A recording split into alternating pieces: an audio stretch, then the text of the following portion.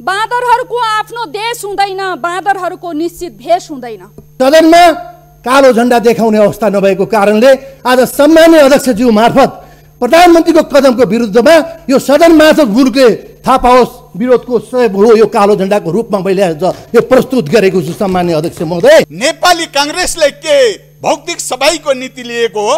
छल करोगे तो बुरा फल मिलेगा, आज नहीं तो कल मिलेगा, जियोगे जिंदगी सच्चाई से तो सुकून हर पल मिलेगा। म प्रश्न गर्न चाहन्छु अहिलेका नेताहरूलाई, तपाईहरू चढिरहेका महँगा गाडी र आलिशान महलहरूले त्यो झुपडीको प्रतिनिधित्व गर्छ? देशलाई भ्रष्टाचारको दलदलमा फ्याँक्नुभयो र देशलाई बर्बाद गर्ने दिशातिर जानुभयो। करिब 17,000 को ज्यान गयो। बलिया बाङ्गा युवाहरूले बन्दुक बोके।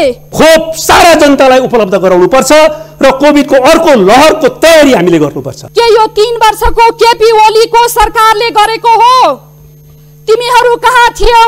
ए पूर्व प्रधानमन्त्रीहरू हो, ए पूर्व मन्त्रीहरू हो, ए पार्टीका वरिष्ठ नेताहरू हो, कहाँ थियौ तिमीहरू? नेपाली युवालाई खाडीमा बोरा बोक्न कसले बाध्य बनायो? मलाई संविधानप्रति शपथ खुवाउँदा अध्यक्ष महोदयले सांसद पदको लोगो लगाइदिनु भएको अतिरिक्त संविधानको पुस्तिका, प्रतिनिधि सभा राष्ट्रिय सभाको नियमावली, डायरी सहितको झोला पनि दिनुभएको थियो। तर दुर्भाग्य अध्यक्ष महोदय, यहाँले मलाई दिनुभएको संविधानको पुस्तिका, डायरी र प्रतिनिधि सभाको नियमावलीमा पुरानै नक्सा छ। आज अतिक्रमित भूभागको विषय वार्ताको विषय बन्दैन, आज इपिजीको विषय वार्ताको विषय बन्दैन। सबै विकृति यो 3 वर्षको सरकारले बोक्न सक्दैन। तिमीबाट सुरु भएको हो, तिमीबाटै मौलाएको हो, तिमी नै दोषी छौ। उहाँले राष्ट्रिय स्वाधीनतामाथि गम्भीर धोखाधडी दिनुभयो। उहाँको राष्ट्रियताको विषय एउटा पहिला जुन प्रकारको चर्चा परिचर्चाको विषय बनाउनु भयो त्यो धोका थियो र अहिले उहाँ पुरै राष्ट्रिय आत्मसमर्पणवाद र लम्पसारवादमा पुगिसक्नु भएको छ भन्ने प्रश्न भयो। महोदय, पद प्रतिष्ठा र पैसाका लागि जे पनि गर्ने यही हो राजनीतिक परिभाषा, यही हो हाम्रा पार्टीहरूले लडेर ल्याएको योगदानको परिणाम।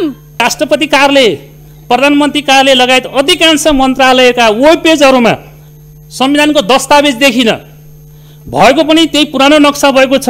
यो त हाम्रो संविधानप्रतिको भद्दा मजाक होइन अध्यक्ष महोदय।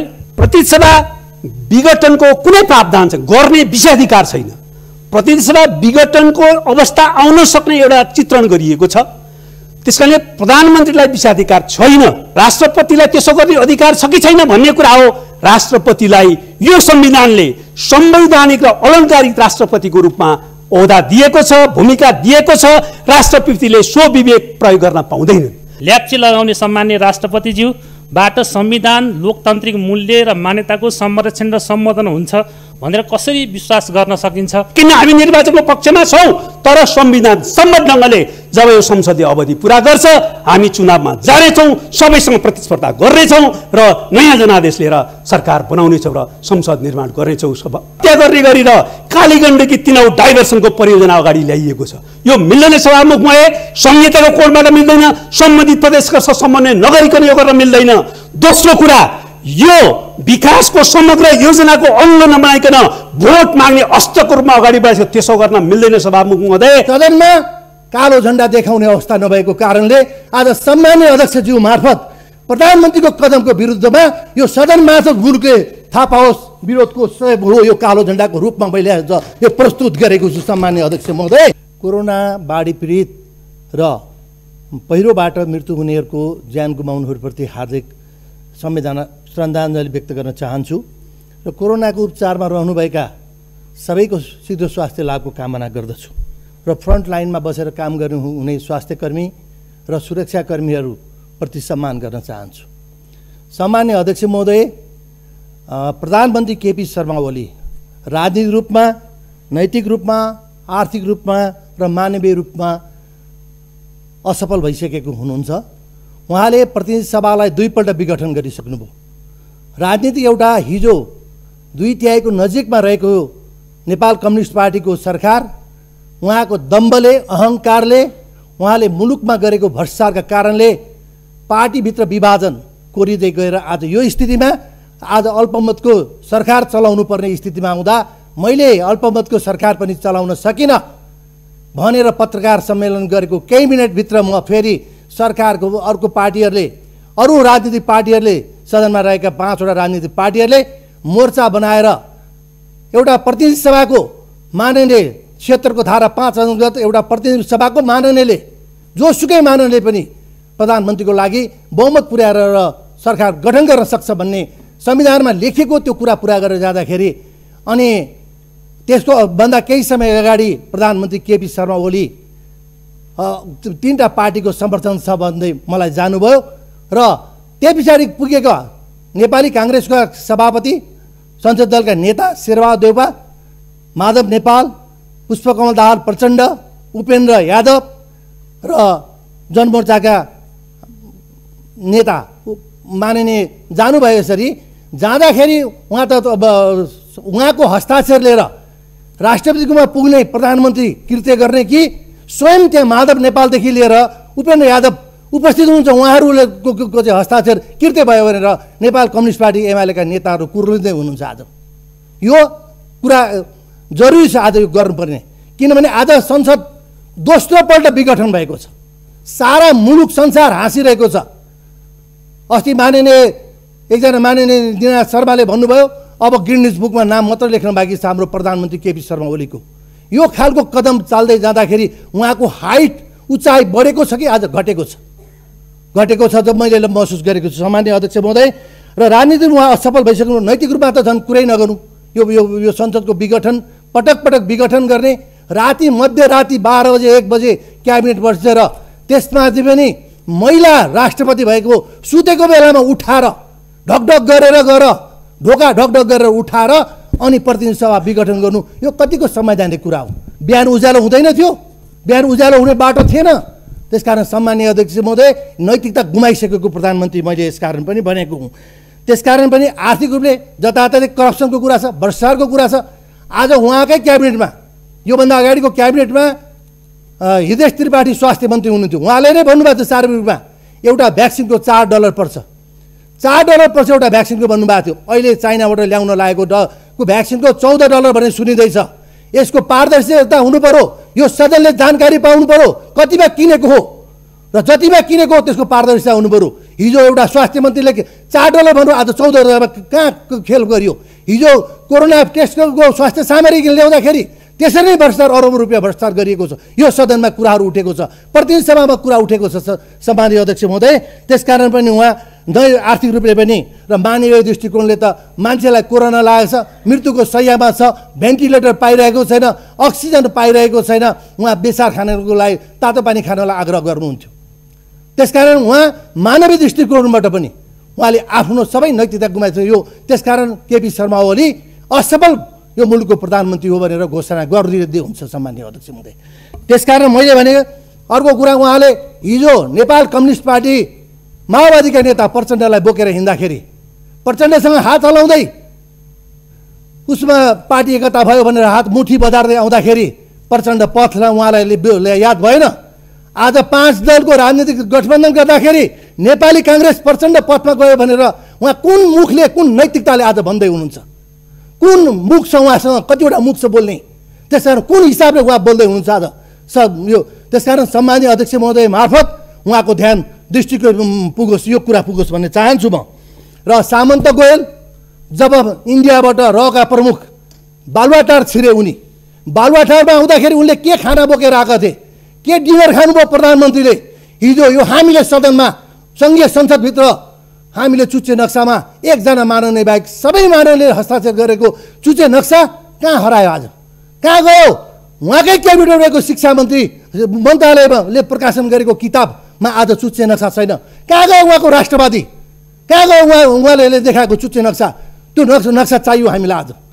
त्यसै हिजो हामीले हस्ताक्षर गरेर मात्रै भएन, त्यो नक्साको खोजीमा हामी छौँ। सम्माननीय अध्यक्ष महोदय, अध्यादेश 3 वर्ष सरकारको प्रमुख हुनुभयो, प्रधानमन्त्री रहिराख्नुभयो, प्रधानमन्त्रीको कार्यभार सम्हालिराख्नुभयो, अनि नागरिकता विधेयक उहाँलाई ल्याउनु परेन। त्यतिखेर जब राजनीतिकमा लेनदेनको हिसाब चलो मधेसको पार्टीहरूसँग, जसपासँग अनि जब विवादितको कुरा गयो अनि सरकारमा लानको लागि नागरिकताको मुद्दालाई लिएर नागरिकताको मुद्दा हामीले तपाईँको भने अध्यादेश मार्फत मुलुक चलाउने अनि विघटन गरेको भोलिपल्ट अध्यादेश प्रतिपल्ट अध्यादेश ल्याउने त्यो कुराको कार्यशैलीको म गौर भर्त्सना गर्न चाहन्छु। स्वयं स्वेच्छाचारी ढङ्गले हिँड्नुभयो र पटक पटक उहाँले संसद विघटन गर्नुभयो।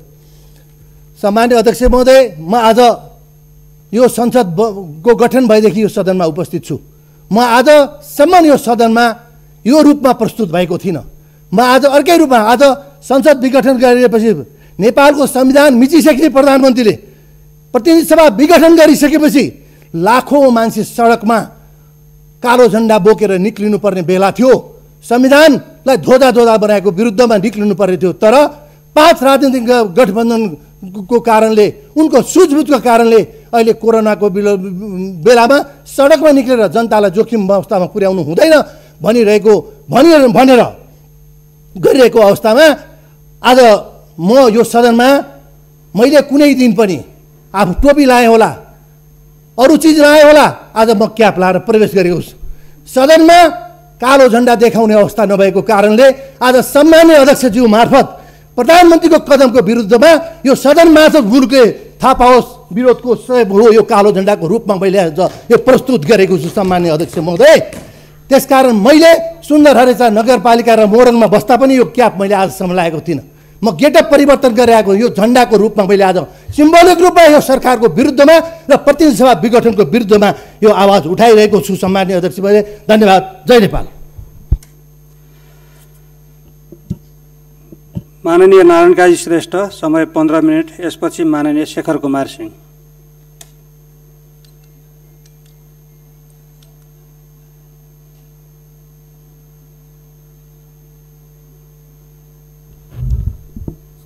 सम्माननीय अध्यक्षज्यू, प्रधानमन्त्री केपी ओलीले राष्ट्रपतिको सहयोग साथ एकपछि अर्को गरी प्रतिगामी कदम चाल्दै देशलाई प्रतिगमनको दिशामा धकेल्ने काम गरिएपछि अहिले देश प्रतिगमन र अग्रगमनको द्वन्द्व सङ्घर्षको बीचबाट गुजिराखेको छ।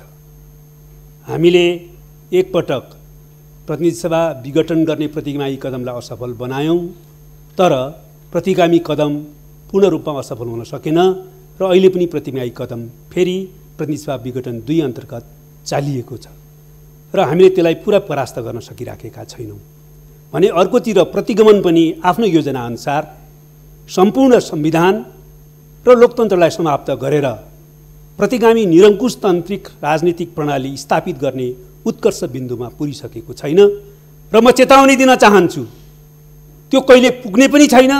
त्यस्तो सपना कसैले नदेखे हुन्छ। हामी प्रतिगमनलाई हर हालतमा परास्त गरी छाड्नेछौँ।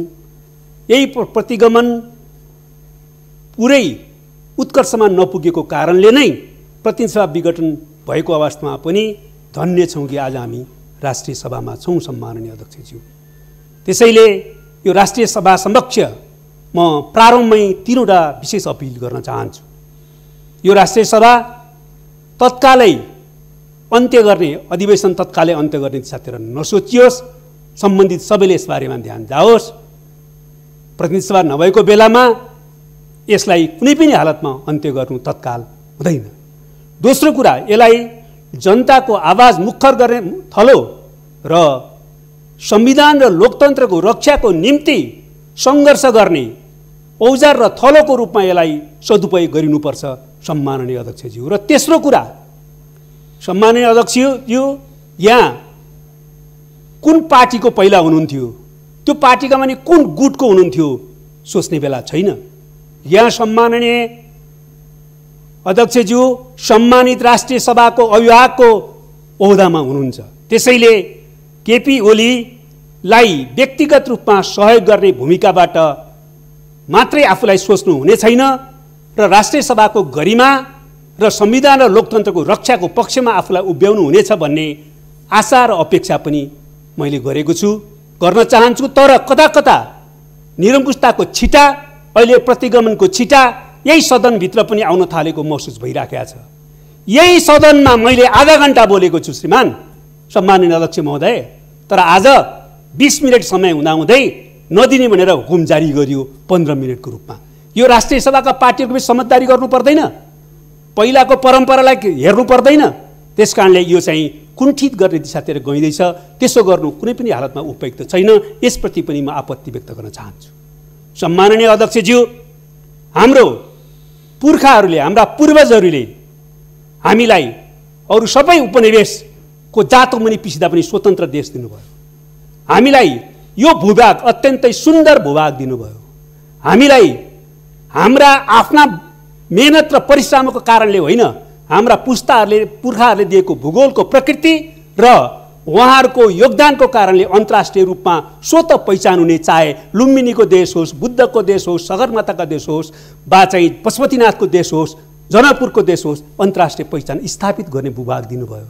र हामीलाई विकासको सम्भावनाको हिसाबले पनि अत्यन्तै अपुल सम्भावनाको आधारसहितको देश दिनुभयो, जहाँ जलस्रोत, कृषि, पर्यटन, जडीबुटी र मानव संसाधन एकैपटक छ। त्यस्तो देश विरासतमा दिएर हामीलाई आधुनिक नेपालका नेपालीहरूको समक्ष एउटा अभिभारा दिनुभयो हाम्रा पुर्खाहरूले कि यो देशको राष्ट्रिय सार्वभौमिकता, भौगोलिक अखण्डता, स्वाधीनता, राष्ट्रिय हितको रक्षा गर र आन्तरिक राष्ट्रिय एकता सुदृढ गर है। दोस्रो, समयको आवश्यकता अनुसार नेपालमा लोकतान्त्रिक प्रणाली स्थापित गरेर जनतालाई बलियो बनाऊ, जनतालाई अधिकार सम्पन्न बनाऊ। र तेस्रो, जनताको जीवन परिवर्तन गर र सामाजिक आर्थिक रूपान्तरण गर समृद्ध र विकसित देश बनाऊ। यो अभिभारा हाम्रो थियो। यो अभिभारा पूरा गर्नका निम्ति नेपाली जनताले 6 दशकभन्दा बढी सङ्घर्ष गरे र नेपालमा लोकतन्त्रको स्थापित गरियो। राजनीतिक प्रणालीको रूपमा सङ्घीय लोकतान्त्रिक गणतन्त्र र यसको लोकतन्त्रको सार्थत्वको रूपमा समाजवाद उन्मुख समावेशी लोकतन्त्र स्थापित गरियो र त्यसलाई नयाँ संविधानमा संस्थागत गरियो।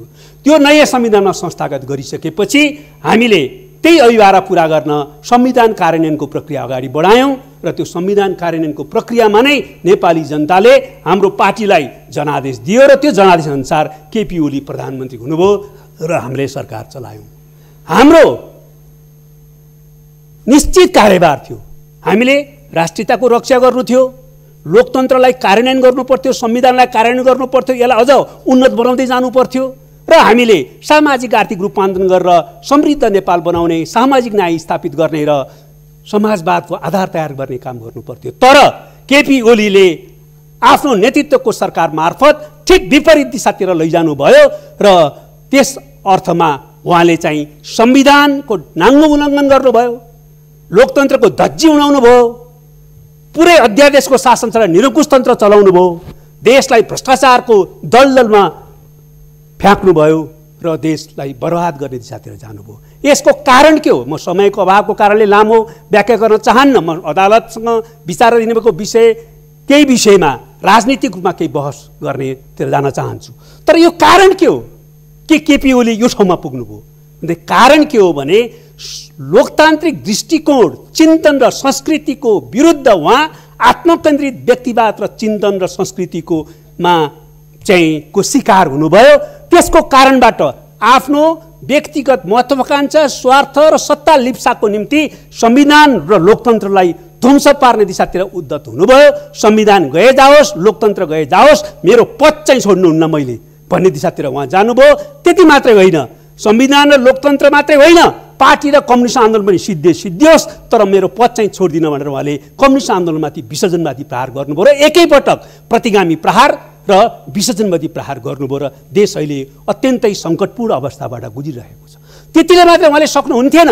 संविधान र लोकतन्त्रका विरुद्ध जाने हिम्मत कसरी गर्नुभयो? कम्युनिस्ट आन्दोलनलाई ध्वस्त पार्ने योजना साथ प्रहार कसरी गर्नुभयो त भन्दाखेरि उहाँलाई आफ्नो व्यक्तिगत जुन प्रकारको लिप्सा थियो, त्यो लिप्साले नेपालमा विदेशी हस्तक्षेप आमन्त्रण गर्ने ठाउँमा पुर्यायो र विदेशीहरूको आन्तरिक मामलामा हस्तक्षेप गर्ने प्रक्रिया अगाडि बढ्यो र त्यसको योजना र मिलीभगतमा उहाँले अहिले संविधान र लोकतन्त्रमाथि आक्रमण गरिराख्नु भएको छ र उहाँले नेपाली कम्युनिस्ट आन्दोलनलाई पनि ध्वस्त गर्नुभएको छ।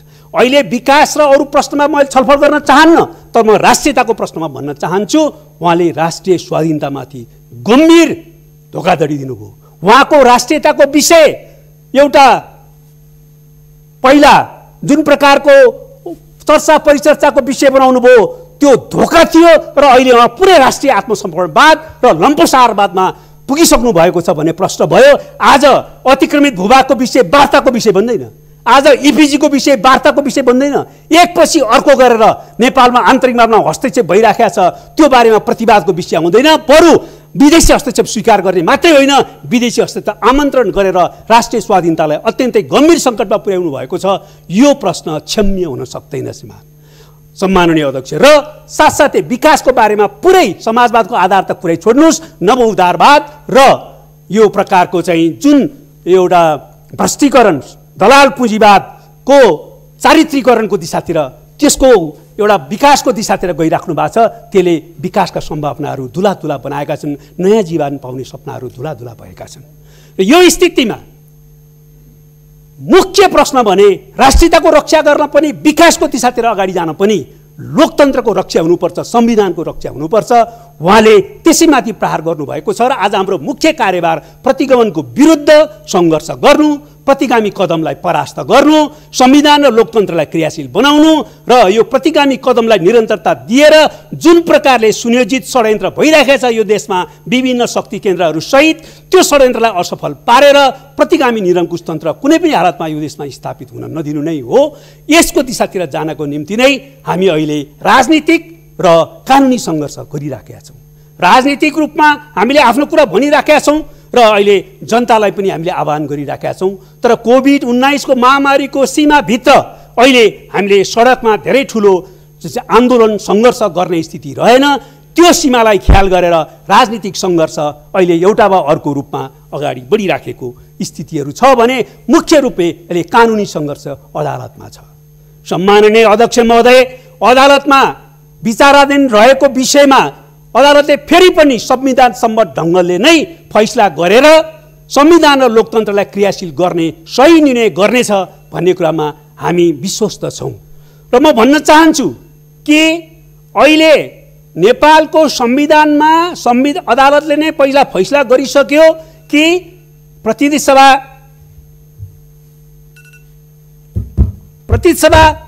विघटनको कुनै प्रावधान छैन, गर्ने विषयाधिकार छैन। प्रतिनिधि सभा विघटनको अवस्था आउन सक्ने एउटा चित्रण गरिएको छ। त्यसकारणले प्रधानमन्त्रीलाई विषयाधिकार छैन। संविधानको 76 को सबै धाराको प्रक्रिया गुज्रेर अगाडि बढ्दा पनि संसदले सरकार दिन सकेन भनेर स्वतः संविधान प्रतिनिधि सभा विघटन हुने र त्यो प्रतिनिधि सभा विघटनलाई औपचारिकता दिन त्यतिखेर बाध्यकारी रूपमा त्यतिखेरको काम चलाउ प्रधानमन्त्रीले विघटनको सिफारिस गर्न पर्ने व्यवस्था मात्रै छ।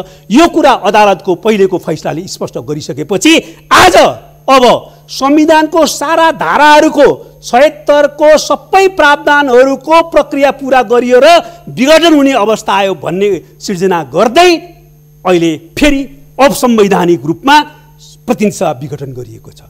यहाँ प्रश्न छ के संविधानको 76 को सम्पूर्ण प्रावधानहरू, सम्पूर्ण उपधाराहरू क्रियान्वयनको प्रक्रिया समाप्त भएको हो, त्यसपछि विघटनको अवस्था आएको हो? होइन।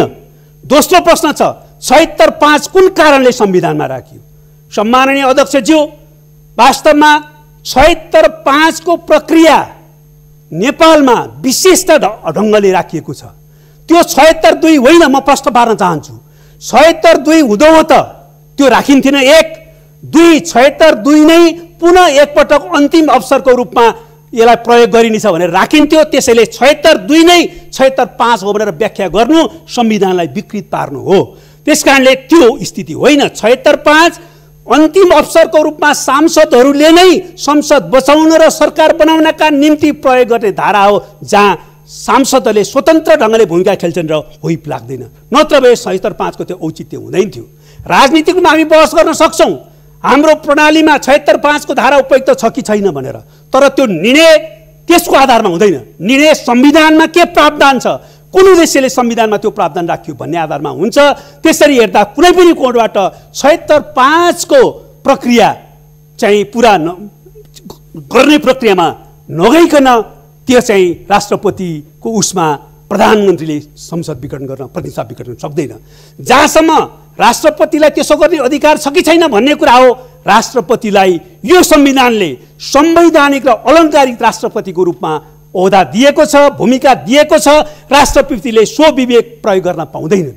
राष्ट्रपतिले स्वविवेक प्रयोग गर्ने अर्थ लगाउने हो भने के धारा 76(2) र 76(5) चाहिँ राष्ट्रपतिले जसलाई मन लाग्छ उसलाई प्रधानमन्त्री बनाइदियो भन्न मिल्छ? त्यही गर्न राखिएको हो। त्यहाँ त आधार दिएपछि राष्ट्रपतिले गर्नै पर्ने भाव त्यसमा अन्तर्निहित छ।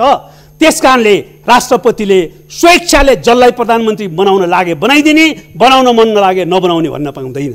दोस्रो कुरो, राष्ट्रपतिमाथि परमादेश लागू हुन सक्छ कि सक्दैन भन्दाखेरि राष्ट्रपतिले संविधान मिचेर संविधानलाई ध्वस्त पार्ने, लोकतन्त्रलाई ध्वस्त पार्ने काममा मिलीभगत गर्छन् भने राष्ट्रपतिको असंवैधानिक कामलाई सच्याउन मिल्छ। त्यो सच्याउने दिशातिर परमादेश जान मिल्छ। त्यसरी हामी के अपेक्षा गर्छौँ भने यो अवस्थामा राष्ट्रपतिले गरेको र मूलत प्रधानमन्त्रीले गरेको असंवैधानिक कामलाई सच्याएर संविधान सम्बद्ध ढङ्गले देशलाई अगाडि बढाउने, प्रतिनिधि सभा पुनर्स्थापित गर्ने र नयाँ सरकार बन्ने दिशातिर देश अदालतको फैसलाबाट जानेछ भन्ने कुरा हामी विश्वस्त छौँ। म एउटा कुरा अर्को पनि भन्न चाहन्छु। निर्वाचनको कुरा गरिँदैछ। के निर्वाचन नै लोकतन्त्र हो? संविधान सम्मत र लोकतन्त्रको अभिन्न अङ्गको रूपमा निर्वाचन भयो भने लोकतन्त्र सुदृढ हुन्छ। संविधानलाई मार्न, लोकतन्त्रको हत्या गर्न निर्वाचनको नाटक रोकिन्छ भने त्यो लोकतान्त्रिक हुन सक्दैन। त्यसो त ज्ञानेन्द्र पनि लोकतन्त्रको घोषणा, चुनावको घोषणा गरे, हामीले भाग लियौँ। यति थाहा हुँदाहुँदै पनि संविधान र लोकतन्त्रको हत्या गर्ने गरी निर्वाचनको कुरा गर्न सकिन्न। हामी निर्वाचनको पक्षमा छौँ, तर संविधान सम्मत ढङ्गले जब यो संसदीय अवधि पुरा गर्छ हामी चुनावमा जानेछौँ, सबैसँग प्रतिस्पर्धा गर्नेछौँ र नयाँ जनादेश लिएर सरकार बनाउनेछौँ र संसद निर्माण गर्नेछौँ। सम्माननीय अध्यक्ष, यो कुरा प्रष्टै छ। अन्तमा म यो प्रतिगमनको कदमलाई असफल पार्ने क्रम सँगसँगै अहिले कोभिडका विरुद्ध एकताबद्ध हुने, खोप सारा जनतालाई उपलब्ध गराउनुपर्छ र कोभिडको अर्को लहरको तयारी हामीले गर्नुपर्छ। दलित समुदायमाथि भेदभाव र उत्पीडन अन्त गर्नुपर्छ। सामाजिक एकता र सद्भावको नाममा भेदभाव र उत्पीडनलाई जायज ठहराउने काम गर्नुहुन्न, तर त्यस अन्तर्गत रहेर सामाजिक एकतालाई सुदृढ गर्नुपर्ने हुन्छ। बाढी पहिरो पीडित जनतालाई उद्धार र राहतको प्रक्रिया अगाडि बढाइनुपर्ने हुन्छ र त्यति मात्रै होइन, विकासको ढाँचा तयार गर्दा पनि हामीले अब बाढी पहिरो भूकम्प जस्ता जोखिमहरू जो हाम्रा अभिन्न अङ्ग बनेका छन् त्यसलाई ध्यान दिएर विकासको ढाँचा तयार गर्नुपर्ने हुन्छ। र साथसाथै म भन्न चाहन्छु, अहिले उद्धार र राहतको निम्ति हामीले पहिला नै त्यसबाट पुर्याउने जोखिमलाई ध्यान दिएर तयारी, जोखिमको न्यूनीकरण गर्ने र समय र उद्धार र राहत पुर्याउने ध्यान दिनुपर्ने हुन्छ। र म अन्तमा भन्न चाहन्छु, अहिले संहितालाई पुरै व्यवस्था गरेर संहिताको हत्या गर्ने गरी र कालीगण्डकी तिनाउ डाइभर्सनको परियोजना अगाडि ल्याइएको छ। यो मिल्दैन सभामुख महोदय, संहिताको कोडबाट मिल्दैन, सम्बन्धित प्रदेशका समन्वय नगरिकन यो गर्न मिल्दैन। दोस्रो कुरा, यो विकासको समग्र योजनाको अङ्ग नबनाइकन भोट माग्ने अस्त्रको रूपमा अगाडि बढाएको त्यसो गर्न मिल्दैन सभामुख महोदय। त्यसैले संहिता स्पिरिट अनुसार महोदय, मलाई बोल्नको लागि समय उपलब्ध गराउनु भएकोमा धन्यवाद प्रकट गर्दछु। यस राष्ट्रिय सभाको गरिमामय सदस्य पदमा स्वस्थ र प्रतिस्पर्धात्मक निर्वाचन विधि मार्फत निर्वाचित हुन पाउँदा मैले आफूलाई भाग्यशाली ठानेको छु। सर्वप्रथम यस सभाको सदस्य पदमा निर्वाचित गराउन महत्त्वपूर्ण भूमिका निर्वाह गर्नुहुने नेपाली काङ्ग्रेस, नेकपा माओवादी केन्द्र, नेकपा एमाले, जसपा लगायतका पार्टीसँग सम्बद्ध आदरणीय नेता, कार्यकर्ता र मतदान गर्नुहुने बागमती प्रदेश सभाका मान्य सांसदज्यूहरू, नगरपालिका र गाउँपालिका मेयर, उपमेयर र अध्यक्ष उपाध्यक्षज्यूहरूप्रति सम्मान प्रकट गर्दछु। यस सभाको गरिमामय पदमा निर्वाचित भएकोमा सम्माननीय अध्यक्ष महोदय र सबै दलका मान्य सदस्यज्यूहरूले मलाई बधाई दिनुभएको छ। यहाँहरू सबैप्रति आभारी छु। लुम्बिनी प्रदेशको प्रतिनिधित्व गर्दै मान्य दीर्घनारायण पाण्डे हामीसँग जोड्नु भएको छ। उहाँलाई मेरो तर्फबाट हार्दिक बधाई छ। अध्यक्ष महोदय, राष्ट्रिय सभाको सदस्य पदमा निर्वाचित भए पश्चात सम्माननीय अध्यक्षज्यूले मलाई संविधानप्रति पुनः वफादार हुने शपथ खुवाउनु भएको छ। सार्वजनिक पदमा बसेर संविधानप्रतिको वफादारी लगायतको कसम खाने सबैलाई मेरो प्रश्न छ। त्यो प्रश्न मलाई समेत, के हामीले पद तथा गोपनीयताको शपथको इमान्दारीका साथ कार्यान्वयन गरेका छौँ? प्रतिनिधि सभाको दुई पटकको विघटन संविधानप्रतिको इमान्दारिता हो कि बेइमानी? सम्माननीय राष्ट्रपतिले संविधानको शपथ खुवाउँदा त्यो त भन्न पर्दैन भन्ने सम्माननीय प्रधानमन्त्री र दोहोऱ्याएर शपथ गराउनु पर्नेमा भोलिपल्टै शपथ ग्रहण सम्बन्धी अध्यादेशमा ल्याप्चे लगाउने सम्माननीय राष्ट्रपतिज्यू बाट संविधान लोकतान्त्रिक मूल्य र मान्यताको संरक्षण र सम्वर्धन हुन्छ भनेर कसरी विश्वास गर्न सकिन्छ? अध्यक्ष महोदय, 7 दशकदेखि नेपाली जनताले गरेका विभिन्न खालका सङ्घर्षको उपलब्धि संविधान हो। संहिता, गणतन्त्र, धर्मनिरपेक्षता, समानुपातिक समावेशिता, सक्षम न्यायपालिका र विधिको शासन संविधानका प्रमुख आधार स्तम्भहरू हुन्। यी आधार स्तम्भहरूको पालना र कार्यान्वयन लगायतमा सम्माननीय प्रधानमन्त्रीजीको सबभन्दा ठुलो भूमिका हुन्छ। तर विडम्बना अध्यक्ष महोदय, प्रधानमन्त्री नै अध्यक्ष रहेको नेकपा एमालेमा संहिता र धर्मनिरपेक्षता परिमार्जनका लागि विषय प्रवेश भएछ। यसले हामीलाई चिन्तित र गम्भीर बनाएको छ। अध्यक्ष महोदय, संहिताका कारण सिंहदरबारमा केन्द्रीय राज्य सत्तालाई दूरदराजसम्म पुर्याएको यथार्थलाई बिर्सिन सकिँदैन। अध्यक्ष महोदय, संहिता कमजोर हुनु भनेको महिला, आदिवासी, जनजाति, दलित, थारू, मुस्लिम, मधेसी, खसारे लगायतहरूको अधिकार कमजोर हुनु हो। समावेशी लोकतन्त्रलाई निमित्यान्न पार्नु हो। अध्यक्ष महोदय, प्रतिनिधि सभा र राष्ट्रिय सभाले सर्वसम्मत रूपले कालापानी, लिपुलेक र लिम्पियाद्वारा समेटिएको नेपालको नयाँ नक्सा स्वीकृत गर्यो, जुन अहिले चुच्चे नक्साको रूपले पनि चर्चित छ। नक्सा अनुसारको भूमि फर्काउने प्रयास त भएकै छैन। अध्यक्ष महोदय, पाठ्य पुस्तकहरूमा नयाँ चुच्चे नक्सा राखिएन, नयाँ राखिएको पनि बिक्री वितरणमा बन्देज गरियो भन्ने चर्चा गत वर्षदेखि सुनिएको हो। अध्यक्ष महोदय, मलाई संविधानप्रति शपथ खुवाउँदा अध्यक्ष महोदयले सांसद पदको लोगो लगाइदिनु भएको अतिरिक्त संविधानको पुस्तिका, प्रतिनिधि सभा र राष्ट्रिय सभाको नियमावली, डायरी सहितको झोला पनि दिनुभएको थियो। तर दुर्भाग्य अध्यक्ष महोदय, यहाँले मलाई दिनुभएको संविधानको पुस्तिका, डायरी र प्रतिनिधि सभाको नियमावलीमा पुरानै नक्सा छ। मैले सबै डकुमेन्ट यहाँ लिएर आएको छु। राष्ट्रिय सभाको नियमावलीमा चाहिँ ठिक छ। अध्यक्ष महोदय, सरकारका अङ्गहरूलाई नयाँ नक्सा प्रयोग गर, लागू गर भनेर निर्देशन दिने निकायले यसरी पुरानै नक्सा अङ्कित दस्तावेजहरू प्रयोग गर्न मिल्ला र? अध्यक्ष महोदय, अझ डायरीमा त 7वटै प्रदेशको नाम अङ्कमा छ। कर्णाली र गण्डकीले नामकरण गरेको पनि 3 वर्षभन्दा बढी भइसक्यो। यो विषय सानो छ तर गम्भीर पनि छ। अध्यक्ष महोदय, विषय यहीँ टुङ्गिँदैन। अध्यक्ष महोदय, संसदको वेब पेजमा पनि पुरानै नक्सा अङ्कित संविधानको दस्तावेज छ। संसदको वेब पेजमा पनि पुरानै नक्सा अङ्कित हाम्रो संविधानको दस्तावेज छ। संसद मात्रै होइन, संविधानको व्याख्याता सर्वोच्च अदालतको वेब पेजमा पनि त्यही पुरानो नक्सा भएको संविधान छ।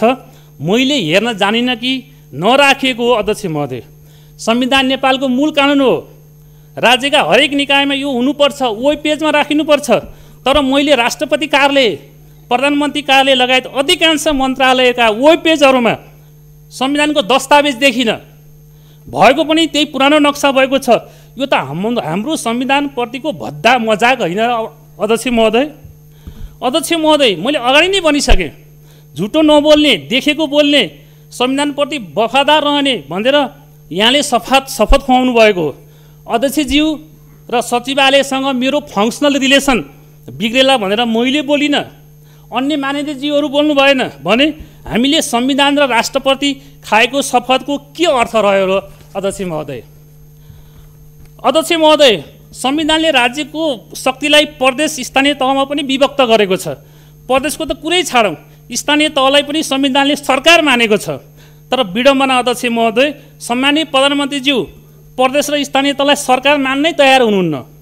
यिनीहरू त सङ्घीय सरकारको प्रशासनिक एकाइ हुन् भनेर उहाँ सार्वजनिक कार्यक्रममा नै प्रदेश र स्थानीय तहको मान मर्दन गर्नुभएको छ। अध्यक्ष महोदय, सरकारका तहहरू बीचको अधिकारको सीमारेखा संविधानले कोरेको छ। कार्यक्रम तथा योजनाकै सन्दर्भमा सङ्घीय सरकारले राष्ट्रिय स्तरका रणनीतिक महत्त्व पुगेका ठुल्ठुला परियोजना सञ्चालन गर्ने हो। प्रादेशिक स्तरका, प्रदेश र स्थानीय स्तरका स्थानीय तहले गर्ने हो। तर सम्माननीय प्रधानमन्त्रीज्यूले बालुवाटारबाट बसेर स्थानीयको अधिकार क्षेत्रभित्रको स्थानीय सडक, पुल जस्ता ससाना पालिका स्तरका योजनाहरूको सङ्घीय सरकारले नि गर्ने भनेर शिलान्यास गर्नुहुन्छ। यो हाम्रो संविधानले सङ्घलाई नीति निर्माण, अनुगमन, अन्तर्तह समन्वय, प्रदेशलाई विकास र स्थानीय तहलाई सेवा प्रवाहको भूमिकाको रूपमा राखेको छ। तर यहाँ सङ्घीय सरकारले सबै मैले नै गर्ने हो भन्ने केन्द्रीकृत सोच र मानसिकता छ। त्यसलाई चिर्न जरुरी छ। अध्यक्ष महोदय, अहिले प्रदेश र स्थानीय तहका कर्मचारीमा ठुलो समस्या छ। 203वटा स्थानीय तह निमित्तको भरमा चलिरहेका छन्। सिङ्गो गाविसलाई हामीले वडा बनायौँ, तर अधिकांश वडामा वडा सचिव छैनन्। कर्मचारी समायोजनमा माननीय कोमल ओली समय 10 मिनट, यसपछि मृगेन्द्र कुमार सिंह यादव। सम्माननीय अध्यक्ष महोदय, हरेक राम्रा निर्णयहरू अनुभवबाट प्राप्त हुन्छ, ती अनुभवहरू गलत निर्णयबाट सिकिन्छ। यो भनाइ हो मिसाइल म्यान अब्दुल कलामको। हामी विश्व मानचित्रमा सधैँ शक्तिशाली रह्यौँ, चाहे युद्धका लागि होस्, चाहे राष्ट्र निर्माणका लागि होस्, चाहे विकासका लागि होस्, चाहे सामाजिक सद्भावका लागि होस्। हाम्रा संस्कृतिहरूले दुःखमा पनि मुस्कान दिन्छन्, भोकमा पनि आत्मबल दिन्छन्। त्यो देशको नागरिक हुँ म, त्यो देशको छोरी हुँ म, जहाँ आराध्य देव पशुपतिनाथ छन्, जहाँ सीताको जन्मभूमि छ, जहाँ शान्तिका अग्रदूत भगवान गौतम बुद्धको जन्मस्थल हो, जहाँ शीतलता र एकाग्रताको ऋषिमुनिहरूको आश्रमस्थल मुक्तिनाथ छ, जहाँ विभिन्न जात जाति संस्कृतिहरूको सङ्गम मेरो देशमा हलेसी महादेव छन्। म त्यो देशको छोरी हुँ। सम्माननीय अध्यक्ष महोदय, जुन देशका नागरिकहरूले दोस्रो विश्वयुद्धमा वीर गोर्खाली प्राप्त गरेका थिए, जुन देशका नागरिकहरूले सगरमाथा चुमेका थिए, आज मेरो देश जसले जे कुरा गरे तापनि, जस्तो भाषण गरे तापनि, जसरी औँला उठाए तापनि, मेरा देशका युवा युवतीहरू अरबमा बोरा बोक्न बाध्य छन्। बाबुआमाहरू पहाडको चुचुरोमा हलो जोत्दैछन् र पानी माग्दैछन्, छोराछोरीहरू कफनमा लास आउँदैछ। योभन्दा विडम्बना अरू के हुन सक्छ? सम्माननीय अध्यक्ष महोदय, यो देशमा नदीनालाहरू छन्। नदीनालाहरूमा पैसावालाहरू आउँछन् र बिजुली उत्पादन गर्छन्, लिएर जान्छन्। नदीनालाका वरिपरि रहेकाहरू बत्ती बाल्न पाउँदैनन्, अझ गरिबीमा डुब्दैछन्। यो विगतदेखि चल्दै आएको हाम्रो नीति हो। सम्माननीय अध्यक्ष महोदय, यहाँ सयौं यस्ता नदी छन्, एउटै नदीबाट सम्पूर्ण नेपालीलाई समुन्नत बनाउन सकिन्छ। तर विगतमा यति धेरै प्रधानमन्त्रीहरू बने, उनीहरूले नेपाली जनतालाई किन जलस्रोतसँग जोड्न सकेनन्? किन जोड्न सकेनन् नेपाली जनतालाई जलस्रोतसँग? सम्माननीय अध्यक्ष महोदय, मेरो देशको वातावरणले भन्छ म आफै एउटा अस्पताल हुँ। यहाँका जडीबुटी, यहाँको पानीले औषधिको काम गर्छ। विगतमा यसको विकास किन गरिएन? यसको पहिचान किन गरिएन? हाम्रा विश्वविद्यालयहरूले अनुसन्धान किन गरेनन्? हाम्रा बालबालिकालाई व्यवहारिक र रोजगारीमूलक शिक्षा किन दिइएन? के यो 3 वर्षे सरकारको गल्ती हो? सम्माननीय अध्यक्ष महोदय, बेलायतका प्रधानमन्त्री टोनी ब्लेयर पहिलोपटक प्रधानमन्त्री भएको बेला सञ्चारकर्मीहरूले सोधेका थिए, तपाईँका 3वटा प्राथमिकताहरू के हुन्? उनको जवाब थियो, पहिलो शिक्षा, दोस्रो शिक्षा, तेस्रो शिक्षा। विगतमा जनरल शिक्षालाई अगाडि बढाउनका लागि पैसा खर्च गर्यौं, तर नेपाली जनतालाई आवश्यक पर्ने व्यवहारिक शिक्षा, टेक्निकल एडुकेसनमा हामीले किन गर्न सकेनौं? हामीलाई थाहा छ, ग्लोबल भिलेजमा नेपाल एक्लो रहन सक्दैन। विश्वसँग प्रतिस्पर्धामा जानै पर्छ, हैन भने डार्विनको सिद्धान्त अनुसार नेपालको अन्त्य हुनेछ। सम्माननीय अध्यक्ष महोदय, डाक्टर हर्क गुरुङले भनेका थिए, हामीले ल्याएको नयाँ शिक्षा अरूको लागि हो, यसले नेपाललाई खोक्रो बनाउनेछ। तर त्यो थाहा पाउँदा पाउँदै विगतमा यसलाई परिवर्तन गर्न किन कोसिस गरिएन? कहाँ थियो हाम्रो दृष्टिकोण नेपाल बनाउने? मेरो विश्वविद्यालयमा पढेका डिस्टिङ्सन ल्याएका बच्चाहरू अमेरिका, युरोप र अस्ट्रेलियाको भिसा प्राप्त गर्दा नेपाली नागरिकता त्याग दिन्छन्। कहाँ छ मेरो देशको भावना? कहाँ लुकेको छ? के यो 3 वर्षको केपी ओलीको सरकारले गरेको हो? तिमीहरू कहाँ थियौ? ए पूर्व प्रधानमन्त्रीहरू हो, ए पूर्व मन्त्रीहरू हो, ए पार्टीका वरिष्ठ नेताहरू हो, कहाँ थियौ तिमीहरू? नेपाली युवालाई खाडीमा बोरा बोक्न कसले बाध्य बनायो? के यो 3 वर्ष दोषी छ? सम्माननीय अध्यक्ष महोदय, नेपालीले सम्मान गर्ने नेता बीपी कोइराला, जसले आफ्नो अगाडि एउटा झुपडी जोतिरहेको किसान राखेर भन्नुभएको थियो, तिमीले योजना बनाउँदा यसलाई हेरेर बनाउनु। म प्रश्न गर्न चाहन्छु अहिलेका नेताहरूलाई, तपाईहरू चढिरहेका महँगा गाडी र आलिशान महलहरूले त्यो झुपडीको प्रतिनिधित्व गर्छ? विश्वेश्वर प्रसाद कोइरालाको त्यो झुपडीको प्रतिनिधित्व गर्छ? सम्माननीय अध्यक्ष महोदय, विगतको राजनीतिक दम्भका कारण नेकपा माओवादीले सशस्त्र द्वन्द्वको सुरुवात गर्यो। नेपालका दुर्गम गाउँका कुना कन्दरामा रहेका नेपालीहरू सुराकीको नाममा मारिए। करिब 17,000 को ज्यान गयो। बलिया बाङ्गा युवाहरूले बन्दुक बोके।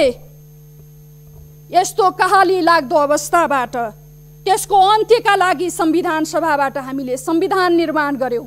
संविधानले समावेशी समानुपातिक प्रणाली हुँदै लोकतान्त्रिक गणतन्त्रदेखि धर्मनिरपेक्षताको चुचुरोमा पुर्यायो।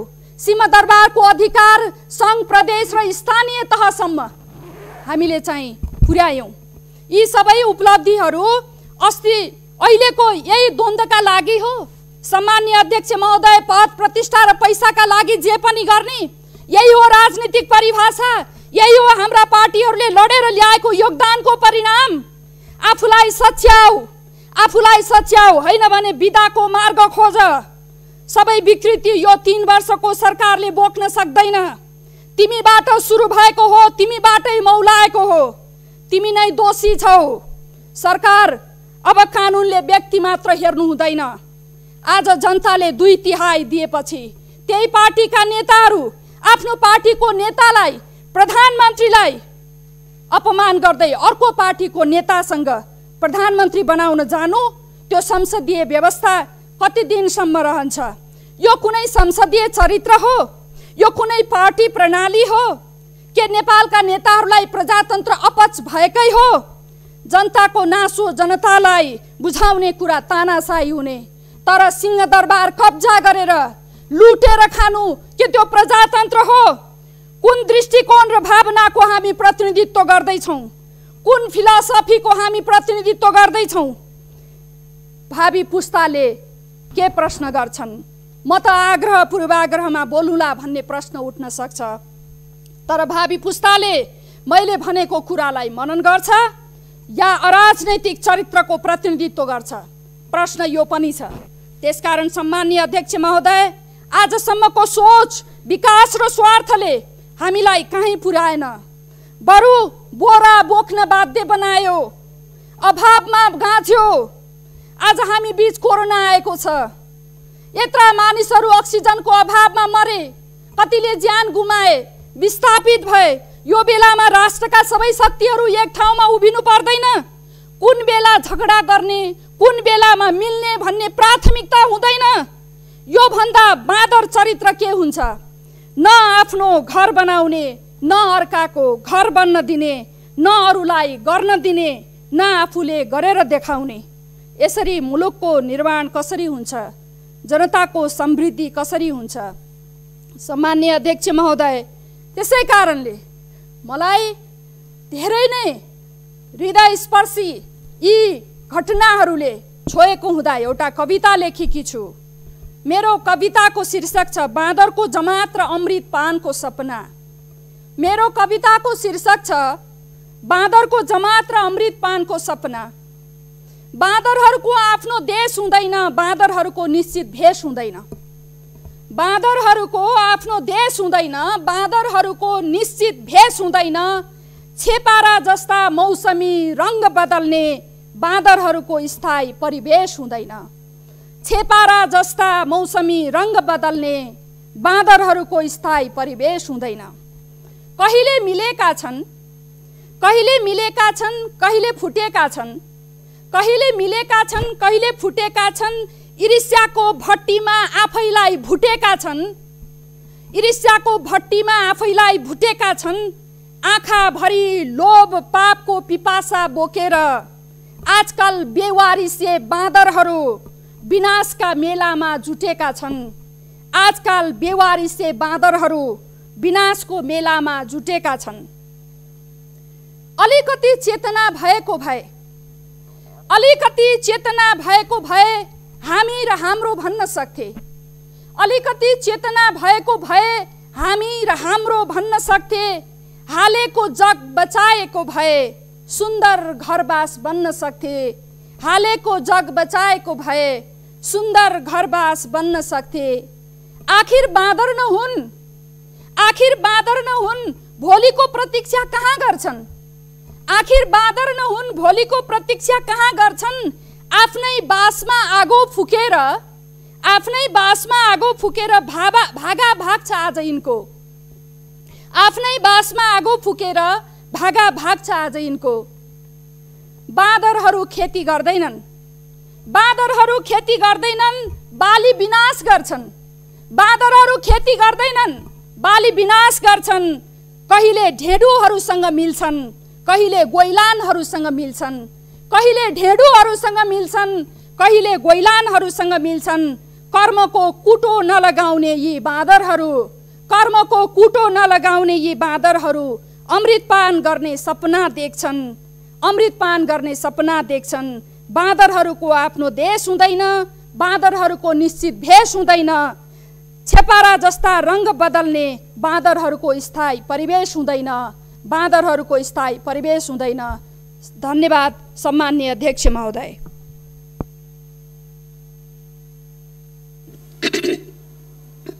माननीय मृगेन्द्र कुमार सिंह यादव, समय 3 मिनट। यसपछि माननीय चक्र प्रसाद स्नेही।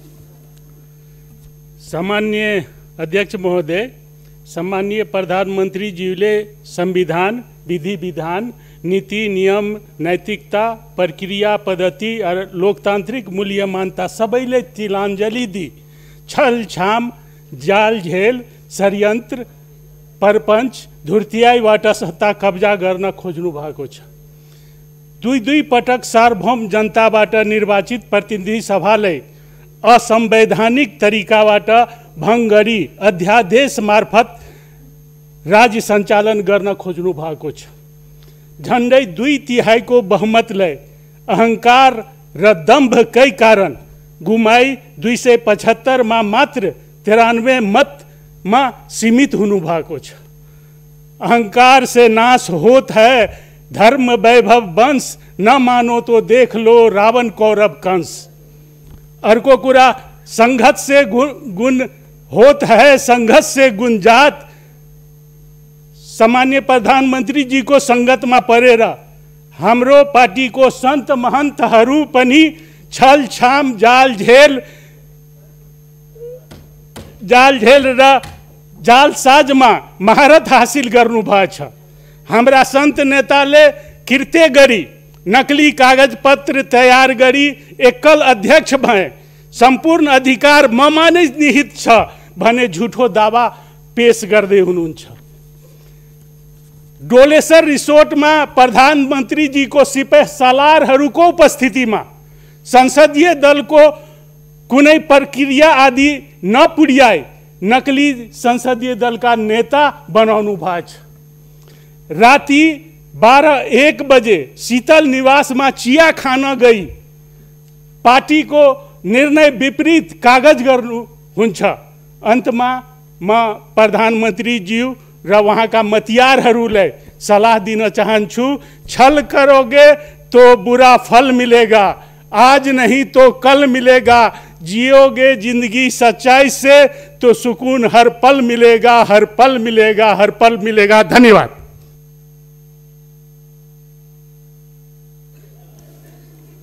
माननीय चक्र प्रसाद स्नेही, समय 7 मिनट। सम्माननीय अध्यक्षज्यू,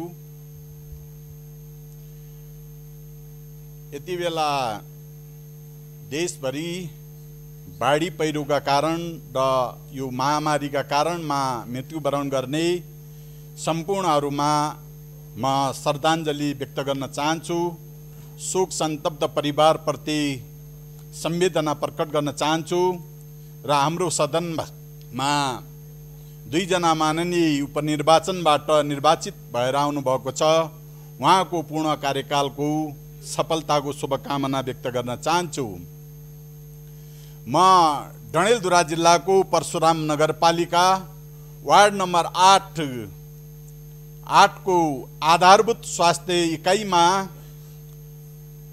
कार्यालय सहयोगीको काम गर्दै आइरहेकी अस्मिता धामीले कोभिडको खोपहरू लगाइसकेपछि त्यो कोभिडका खोपहरूलाई अस्पतालसम्म पुर्याउनका निमित्त उनी बिहान यही असार 2 गते बिहान हिँड्छिन् र उहाँ 4 दिनसम्म उहाँ हराउँछिन् र 4 दिनपछि उहाँको शव वार्ड नम्बर 9 को हटवानी सामुदायिक वनमा उहाँको शव भेटिन्छ। शव नजिकै त्यो कोभिडका खोपहरू र उहाँका चप्पल र नजिकै रक्सीको बोतल भेटिन्छ र 100 मिटर टाढा उहाँले प्रयोग गर्ने मोबाइल भेटिन्छ र पोस्टमार्टमको रिपोर्टलाई अहिलेसम्म केन्द्रमा पठाएको छ, ल्याबमा पठाएको छ। अहिलेसम्म उहाँको विषयमा कुनै जानकारी भएको छैन। उहाँ बलात्कृत भएकी हुन् या उहाँको हत्या गरिएको हो या के भएको, यसमा कुनै पनि जानकारी भएको छैन। म यति बेला ती 26 वर्षे ती अस्मिता, जसका नाबालक 2टा नानी छन्, जो 5 वर्ष र 2.5 वर्षकी नानी छिन्, र एउटा गरिब परिवार, जो परिवार एउटा कार्यालय सहयोगी भएर आफ्नो जीविका निर्वाह गर्छ र यो कोभिडसित विश्व लडिरहेको बेला यो कोभिडको खोपलाई पुर्याउन आउँदा उहाँको हत्या हुन्छ र उहाँले यो संसारबाट बिदा हुन्छन् र उहाँको परिवारले अहिलेसम्म कुनै पनि न्यायको अनुभूति गर्न पाइरहेको छैन र उहाँलाई कुनै पनि सरकारी निकायबाट त्यस्तो भरपर्दो आश्वासन प्राप्त भइरहेको छैन। त्यसो भएको हुनाले म सरकारको ध्यान आकर्षण गर्न चाहन्छु। उहाँको छानबिनमा रहेको टोलीले निष्पक्ष छानबिन गरोस् र उहाँले न्याय पाउन् र न्यायका सँगसँगै ती नाबालक बालिकाहरूको पठन पाठन खानपिनका निमित्त नेपाल सरकारले उचित राहतको व्यवस्था गरोस्। राहत व्यवस्था गर्दा उहाँको परिवारलाई धान्य गरिकन राहतको व्यवस्था होस् भनेर म अध्यक्ष मार्फत नेपाल सरकारको र सम्बन्धित मन्त्रालयको ध्यान आकर्षण गर्न चाहन्छु। यति बेला मैले प्रतिपक्षका मित्रले प्रचण्ड पथमा देउपा गए, हिजो प्रचण्डसित केपी जाँदा त्यो पथ भएन, अहिले पथ कसरी भयो भनेर आँखा र कञ्चित खोल्नुहोस् भनेर भन्नुभयो र प्रचण्डसित केपी मिल्दा पार्टीगत एकता भएको थियो र अहिले प्रवृत्तिसितको कुरा गरेको हो। यो एकतासितको कुनै सम्बन्ध छैन, त्यो प्रवृत्तिसितको हो। जुन नाथुलाल गोडेसले महात्मा गान्धी मार्ने जुन आफ्नो प्रमाणित गरेका थिए, यदि नेपालमा कोही जन्मेको छैन भने म नरोत्तम राम वैद्य तयार छु भनेर संसदको रोस्टमबाट नेपाली कांग्रेसको प्रतिनिधि बोल्छ। यसो भएको हुनाले नेपाली कांग्रेसले के भौतिक सफाईको नीति लिएको हो? हामीले यो विषयमा प्रसन्न गर्न खोजेको हो। हामीले प्रचण्ड पथ भनेर के प्रचण्डसित एकता हुँदा बित्तिकै भिन्न राजनीतिक दलमा आस्था राख्ने नेता तथा कार्यकर्तामा भौतिक सफाईको कार्यनीति पास गरेर अगाडि बढेको हो? यसो हो भने हामीले भन्नु केही छैन, नत्र होइन भने एउटा देशको प्रधानमन्त्रीलाई एउटा प्रदेशको माननीयले मार्ने धम्की दिन्छ, म तयार छु भन्छ र त्यो पार्टीको सभापतिले कुनै प्रतिक्रिया दिँदैन र कुनै विज्ञप्ति जारी गर्दैन। यसका निमित्त के पार्टीको आन्तरिक साँठगाँठ थियो, के आन्तरिक सरसल्लाह थियो, यो विषयमा हामीले भनेका हौं। प्रचण्ड पथ हिजो जे थियो के त्यही हो भनेर भन्न खोजेको। यसो भएको हुनाले हामी भन्न चाहन्छौं, हामी एउटा राजनीति दल जसको फरक विचार हुन सक्छ, जसको फरक दृष्टिकोण हुन सक्छ, उलाई उसको चित्त नबुझिँदै मार्नुपर्छ भन्ने धम्की रोस्टमबाट हुन्छ भने यो भन्दा निर्लज्जहरू के हुन सक्छ? यसो भएको हुनाले म यति बेला यो 21औं शताब्दीमा 21औं शताब्दीको परेडमा पनि जातीय विभेद हुन्छ, जहाँ घर भाडा पाइँदैन, घर भाडा जातीय विभेदका कारण कोठा दिँदैन र उनी न्याय माग्न जान्छन्। न्याय विचाराधीन भएको बेला उनीलाई न्याय दिलाउन तत्पर रहेको त्यो निकायलाई पनि अलमल पार्छ र निश्चय पनि यो 21औं शताब्दीले ल्याएको जुन किसिमको मार्ग छ, यो मार्गका आधारमा रूपा सुनारले न्याय पाउनुपर्छ र जातीय विभेदका विरुद्धमा ती सरस्वती प्रधानलाई कानुनी कारबाही हुनुपर्छ भन्ने आफ्ना वचनहरू राख्दै म बिदा हुन्छु। धन्यवाद।